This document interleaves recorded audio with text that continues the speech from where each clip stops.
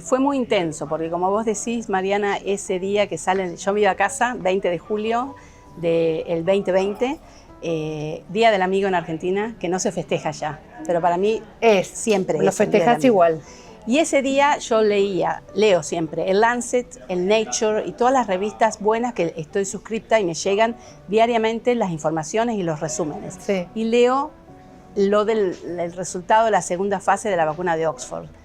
Y bueno, era tan buena la noticia y daba una esperanza que tenía que ser una buena noticia. Claro. Entonces hago un videito corto, me siento en mi oficina y digo, bueno, hoy es el Día del Amigo. Bueno, hago todo el resumen y digo, feliz Día del Amigo.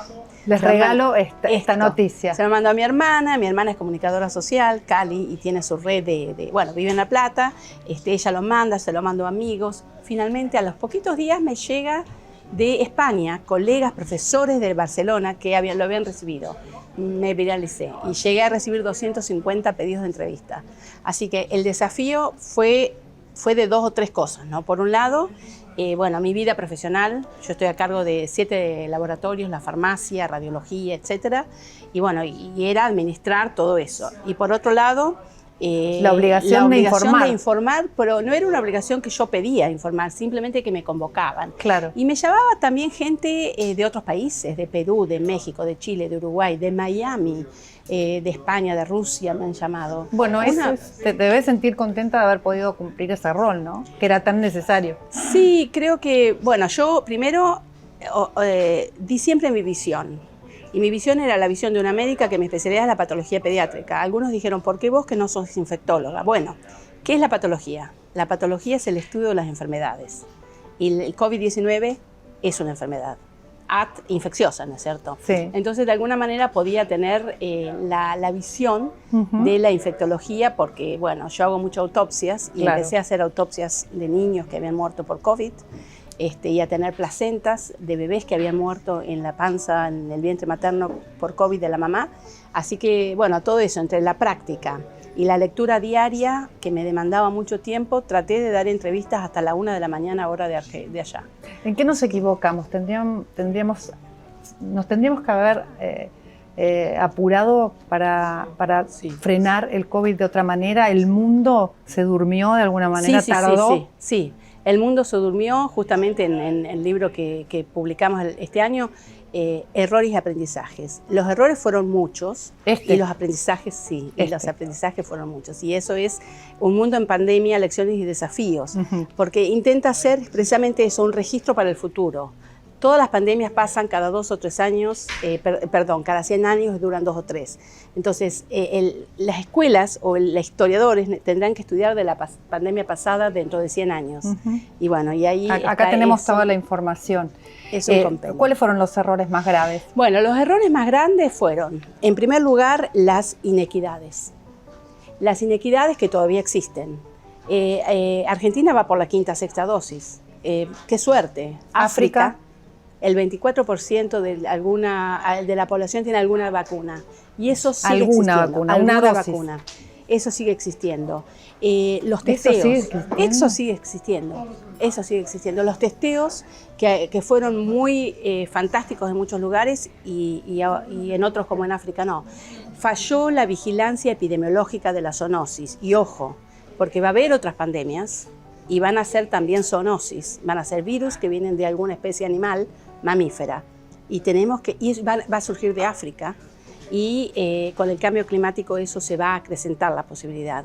Y tenemos que, el mundo tiene que invertir en África para hacer todos esos métodos de vigilancia epidemiológica y zoonótica. O sea, esos fueron uno de los errores. También un error fue la comunicación. Porque así como mucha gente me siguió a mí, otros tantos médicos y comunicadores que se interesaban por transmitir la verdad, una verdad que íbamos aprendiendo día a día, muchos fake news. Y eso es como una religión. ¿Le creo o no le creo porque me despierta confianza esa persona? Claro. Bueno, entonces esos pseudomédicos o divulgadores científicos que siguen difundiendo fake news, noticias que no son verdaderas, las redes sociales que las promueven y que no se le pone límite, eso hizo que una gran parte de la población decidiera no vacunarse. Otro error fue las cuarentenas tan estrictas. Las cuarentenas tan estrictas fueron y son un error. ¿Qué pasa en China? En China se dieron cuenta ahora que luego de 3 años, bueno, es tarde, lamentablemente aprendieron, pero a un costo social y a ojo, porque lo que pasa en China nos puede traer una gran consecuencia a nosotros. Lo que pasa en China te referís a la falta de transparencia, ¿no? Que nos trajo una consecuencia al comienzo y que puede seguir trayéndola ahora, porque ahora también hay un brote y sigue habiendo pocos datos, ¿no? Por un lado, la falta de transparencia. Por un lado, que decidieron que a partir del 25 de diciembre no iban a informar más qué número de casos había ni qué variantes. Por otro lado, que tuvieron a la gente, una sola vacuna o 2 vacunas, CanSino y Sinopharm, buenas, eficaces, pero de corta duración, un método de 70 años. Y no adoptaron otros métodos de otras tecnologías nuevas. No aceptaron. No aceptaron. Entonces, mucha gente no quiso vacunarse y además los tuvieron en una cuarentena muy estricta durante 3 años. ¿Qué pasó? La inmunidad decreció. Entonces, al decrecer la inmunidad y además no tener vacunas o tener una vacuna que se le fue el efecto, o que tiene una inmunidad breve, hace que de repente 250 millones de personas de ese país salen al mundo, porque desde el 8 de enero se abrieron las fronteras, qué fantástico, pero hicieron un giro de 180 grados a contagiar. Entonces, ¿cuál es el riesgo? El riesgo es que va seguramente a haber, a no ser que se pare de alguna manera esa ola de contagios, puede haber un nuevo torbellino de casos, pero el riesgo más importante que yo temo que pudiera pasar es que surja una nueva variante. Si te escucho hablar, me da un poco de miedo, porque todos creemos que esto ya se había terminado y que podíamos convivir, ¿no? Sí. Con el virus, con el COVID, con distintas variantes, pero con las vacunas. ¿Se terminó o no se terminó? No se terminó. Y mira, muy interesante lo que vos decís, porque hace unos muy poquitos días sale publicado un artículo internacional en donde me retrotrae a lo que yo había dicho al principio de la pandemia. Yo al principio de la pandemia, con mi hermana Cali, cuando abrimos el Instagram, bueno, ¿cuáles son los 3 pilares para combatir la pandemia? Son testeos, cuidados, responsabilidad individual con aceptación social y vacunas. Testeos, vacunas, responsabilidad individual. Bueno, este estudio que usa un modelo matemático para decir, tenemos que convivir con el COVID, pero tenemos que terminar con la pandemia. No podemos hacer cuarentenas porque la salud mental, la salud económica y hacia dónde va el mundo si no trabaja, ¿no es cierto? Y por eso es la misma razón por la que China abrió, por una cuestión económica, ¿no es cierto? Entonces, ¿qué dice este estudio que tenemos que hacer? Tenemos que hacer un método de testeo 3 veces por semana en el hogar donde la gente dice, hoy me dio positivo, me quedo en casa. ¿Por qué? Porque los síntomas, el contagio empieza 2 días antes de que la persona es sintomática. Bien, o sea que la responsabilidad personal es lo más importante, ¿no? Sí. ¿Y en qué te cambió la pandemia? ¿En qué nos cambió como mundo? Bueno, nos cambió y nos va a cambiar. Primero porque espero que hayamos aprendido que tenemos que estar preparados para la próxima pandemia y todo lo que hablamos recién de las inequidades, de la vigilancia epidemiológica, etcétera.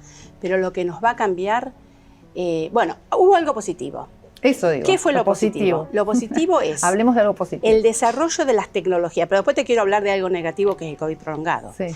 Que un cambio positivo fue la capacidad de desarrollar en 10 meses vacunas con una nueva tecnología, que es la tecnología de ARN mensajero. Esa tecnología estaba siendo desarrollada para el tratamiento del cáncer. Ahora se súper desarrolló porque se invirtió mucho dinero y se desarrollaron las vacunas de Pfizer y Moderna, pero eso en 10 meses se va a poder utilizar para otras vacunas. Muy bien. Se van a combinar vacunas de COVID con vacunas de la influenza y además de eso se va a utilizar para el tratamiento del cáncer. O sea que la salud evolucionó muchísimo. La salud evolucionó muchísimo en cuanto a ese desarrollo, porque va a ser un tratamiento oncológico personalizado de acuerdo a las modificaciones genéticas que tenga cada cáncer. Muy interesante. Eso es fantástico. Marta, vos, tus padres, los dos son pediatras. Sí. Llegaron en el 60 a Trenquelauquen. Sí, los primeros pediatras. Los primeros pediatras de ese lugar, ¿no? Sí. ¿Cuántos habitantes había? Habría 21.000 habitantes, más o menos. Ahora debe tener unos 70.000. Tu padre tiene 101 años. Mi papá tiene 101 años, él es peruano. Él es peruano. Así que yo soy mitad peruana. Él a su vez es descendiente de los judíos del Amazonas. Sí. que vinieron de Marruecos a Iquitos, bueno, por la fiebre del caucho, a principios del 1900. Y él vino a estudiar medicina acá, después se fue a La Plata, porque era más fácil trabajar y estudiar, siempre él se tuvo que mantener solo, no tenía familia. Y bueno, conoció a mi mamá, los dos en el Hospital de Niños de La Plata, y fueron a Trenquelauquen, de donde era mi mamá. O sea que fueron pioneros incluso de la salud primaria en ese lugar, fueron pioneros y le dieron la vida a la medicina. Y vos finalmente hiciste más o menos lo mismo, ¿no? Porque hace muchos años que te dedicás a la medicina, que te dedicás, incluso acá tenemos, mira, un libro interesante que habla de la muerte súbita del lactante. Esta es tu especialidad, ¿no? Bueno, eso, yo siempre digo que la vida es un tablero de ajedrez. Y en mi tablero de ajedrez, mi rompecabezas me llevó a, ahora soy una especialista en la muerte súbita del lactante desde la patología pediátrica. ¿Y es una especialidad o es una muerte que encierra mucho misterio, ¿no? Sí. Y que hay que conocer bien cuáles fueron las causales y que los padres quieren saberlo muchas veces? Absolutamente. Mira, Mariana, la muerte súbita del lactante es una definición por lo negativo. En primer lugar, es la primera causa de muerte infantil en los países desarrollados. En África son las infecciones. En el mundo desarrollado, inclusive Argentina, es la muerte súbita del lactante. Es un bebé que está en aparente estado de salud bueno y que de repente muere de manera súbita y que luego de haber desarrollado una autopsia completa no se encuentra la causa de la muerte. Hemos logrado bajar la incidencia porque lo que sí sabemos, no sabemos en caso específico de qué se muere aún, pero ya cada vez sabemos más, pero sí sabemos que hay factores de riesgo. Esos factores de riesgo hay que tratarlos, hay que prevenirlos. No fumar durante el embarazo, no poner al bebé a dormir boca abajo. Yo lo relacionaba mucho con esto, con las madres que por ahí fuman, o los padres, o los papás que duermen con los bebés. Los papás que duermen con los bebés, que el colecho.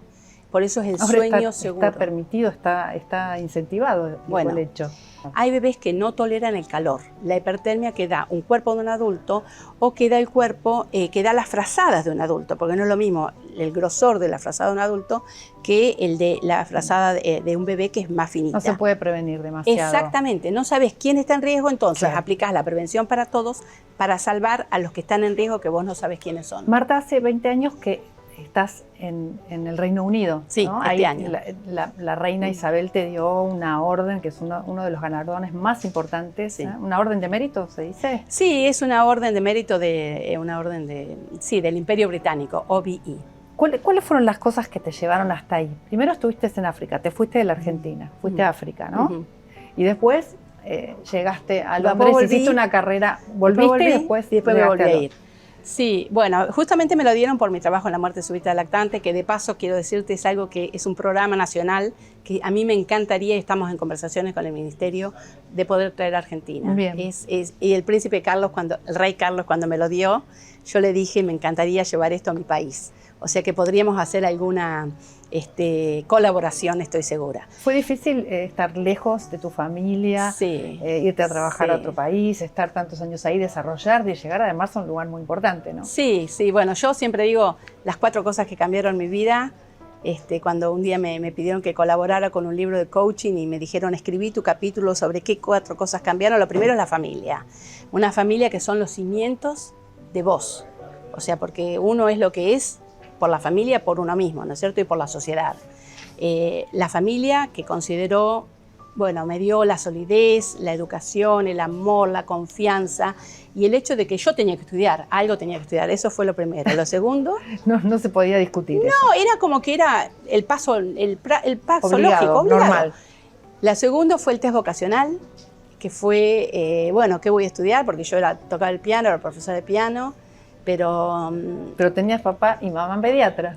Pero no, quería estudiar medicina porque era la más grande y todos me decían, vos vas a ser médica.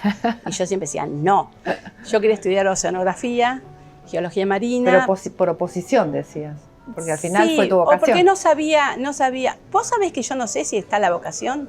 Yo creo que si a uno le gusta estudiar, lo que uno estudia le gusta. Entonces, me sale medicina. Estudio medicina y termino Sos comunicadora también. Sí, me gustaba mucho escribir. Y escribo muchos papers científicos, así que creo que doy clases en la facultad. Se puede ir uniendo todo. Claro, es que es eso, el rompecabezas de la vida, cómo todo se va relacionando. Bueno, lo tercero fueron los $10. ¿Qué son esos $10? Está en alguno de los capítulos, ¿Cómo libros los que he escrito. $10? Bueno, yo no sé si te acordás, porque yo soy mucho más grande que vos, pero había hiperinflación. Sí, me acuerdo. Bueno, durante la hiperinflación mi sueldo de residente eran $40. Y mi madre me decía siempre, cuando vayas a los congresos, anda a las cenas, porque allí es donde uno hace los contactos. Bueno, mi madre estaba en un congreso, me dice, ¿vas a ir a la cena? Le digo, no. ¿Por qué no? ¿No querés o no podés? Por los $10. Y yo le digo, por los $10. ¿Tengo que pagar $10 para ir a la cena? Sí, había que pagar $10 claro. Y era un cuarto de mi sueldo. Claro. Entonces yo me manda los $10 con una persona, una amiga, cuyo marido había viajado con Ernesto Che Guevara, pero bueno, esa es otra historia previa. Y ahí conozco a quien fue mi mentor en Sudáfrica. Él me invita a ir a trabajar con él a Sudáfrica. Paso a ganar más de 2.000. Increíble. Conozco a antes de aceptar ir, o en el momento que me lo ofrece, yo no conocía a mi marido. Nos conocemos y nos vamos a los pocos meses. Y bueno, y de ahí ¿Se van juntos? Nos vamos juntos casados. Y allí yo hice muchos contactos, porque Sudáfrica era el momento en que estaba en el apartheid y que gente de afuera trataba de ayudar a los médicos sudafricanos que no tenían contacto con el mundo porque estaban prohibidos por el apartheid. Entonces, bueno, él me ayuda mucho, volvemos porque nace un hijo mío que es especial y yo necesitaba a mi familia para que nos contenga. Para ayudarte. Sí, porque además no tenía diagnóstico. Con un síndrome... Se llama Wolff-Hirschhorn. Es un síndrome muy grave. ¿Tienes un solo hijo? Tengo 3. Ah. Pero bueno, ¿Tu primer hijo? Es el primer hijo, sí. Y eso fue muy difícil. Y eso fue muy fuerte. Pero bueno, mi mamá, ella era médica de escuela especial. Entonces era la persona ideal. Y lo tuvo 6 meses mientras yo buscaba trabajo. Bueno, finalmente consigo trabajo en el Hospital de Niños de La Plata. Luego que me presentaron un programa como profesional desocupada con Mariano Grondona, y ahí yo hablé de lo que era y la discriminación de mujer y la discriminación de tener un hijo especial, porque te discriminaban. Bueno, y finalmente me sale el trabajo en el Hospital de Niños de La Plata. Bueno, trabajo 10 años, soy feliz, nacen mis 2 hijas, pero la situación hizo que luego nuevamente se pusiera muy difícil en Argentina. Yo ya había vivido la hiperinflación y era el corralito, entonces, bueno, me mandé un email al Servicio Internacional, al reclutamiento internacional del Servicio Nacional de Salud del Reino Unido, porque yo sabía que buscaban médicos. Y a la semana me llega una carta de Tony Blair, primer ministro, que decía... O sea, que la cuarta cosa es la carta de Tony Blair.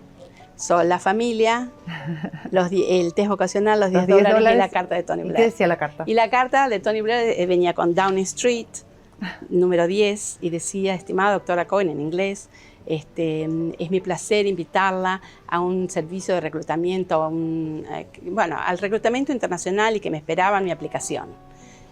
Firmado Tony Blair. Yo me quería morir. Y bueno, y ahí mandé los papeles y me pagaron para ir a la entrevista y yo... Me da vergüenza contarlo. ¿Por qué? Porque ellos te devolvían todo. Lo que uno gastaba se lo devolvían. Sí. Pero imagínate, pagar un pasaje, iba a ir yo sola, no mi marido y yo, nos invitaban a los 2. Entonces yo les dije, bueno, si me lo van a devolver, no me lo pueden mandar. Me mandaron los pasajes en business. Y, ¿viste? Imposible, yo nunca hubiera podido viajar de cualquier manera. Entonces fue eso. Me atendieron muy bien, me llevaron, fui a la entrevista. Y nuevamente el rompecabezas de tu vida. ¿Qué? Porque cuando voy al Hospital de Niños de Sheffield, había una sola posición por ese sistema de reclutamiento internacional, que era el Hospital de Niños de Sheffield. Mi jefe de Sudáfrica, 10 años antes, me había dicho, si un día vas a Inglaterra, anda a Sheffield, porque es muy amigable, increíble. Es very friendly. O sea, todo se fue dando. Pará, porque no termina ahí. Qué bueno. Llego al hospital, en la oficina del director del hospital, que el hospital no es un médico, es un CEO, ¿no es cierto? Es como un business. Sí. Había una foto del Hospital de Niños de Cape Town, donde yo había hecho mi fellowship. Todas coincidencias que... Entonces eran hospitales hermanos. Y el jefe de servicio que se jubilaba, que me estaba entrevistando y a quien yo reemplazaría y reemplacé, era sudafricano y amigo del otro. Y eso, viste, pasó 10 años después. Increíble, es ¿no? Impresionante. ¿Y hace 20 años que estás ahí? Sí. ¿En esa posición? Estoy ahí, sí. ¿Es difícil estar lejos de la Argentina? Sí, emigrar. es difícil emigrar. Es difícil emigrar porque uno deja lo que quiere, su cultura, su familia, sus amigos. Pero bueno, yo soy una persona muy positiva y siempre miré para adelante y sigo muy conectada con la Argentina. Yo escucho este medio diariamente y otros medios de Argentina, leo los medios de Argentina, vengo 3 o 4 veces por año. No sé, van fellows de acá a aprender conmigo o lo que poco que pueden o mucho que puedo enseñar. Allá llevo médicos. Este año va a ir un chico de acá del Hospital Fernández. Así que sí, es difícil. O sea que haces intercambio para que muchos puedan tener el mismo destino que vos tuviste. Exacto. Ayudar a los argentinos. Trato de abrir puertas. Y traes la información para acá que la necesitamos. Traigo información, estoy conectada. Bueno, este libro es un ejemplo. Es un libro de la Sociedad Argentina de Pediatría con pediatras locales y yo. Es decir, que yo sigo conectada. ¿Cuáles son los desafíos que se vienen en cuanto a la salud en el mundo?